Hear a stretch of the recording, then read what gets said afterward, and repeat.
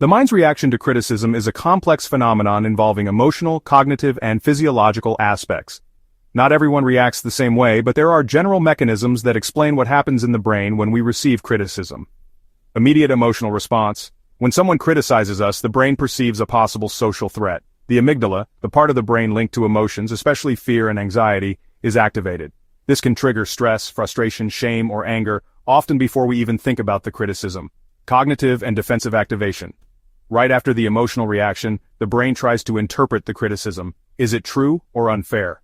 The prefrontal cortex and long-term memory are activated to compare the criticism with past experiences. If the criticism is perceived as a threat to self-esteem, the mind tends to justify, deny, or react defensively. Reprocessing and learning. If a person can manage the initial emotion, the prefrontal cortex allows for objective evaluation of the criticism. This leads to reflection. Is there truth in this? Can I improve? Emotional intelligence plays a key role here. The greater the ability to recognize and regulate emotions, the more effectively one can learn from criticism. Physiological response. Criticism can increase cortisol, the stress hormone. In some cases, it triggers a response similar to a physical threat, increased heart rate, muscle tension, sweating. Over time, exposure to constructive criticism can reduce this response, building emotional resilience. The mind reacts to criticism through an emotional cognitive physiological cycle. Strong emotion, amygdala, fear, anger, or shame.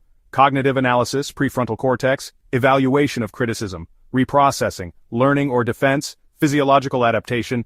Initial stress that decreases with experience.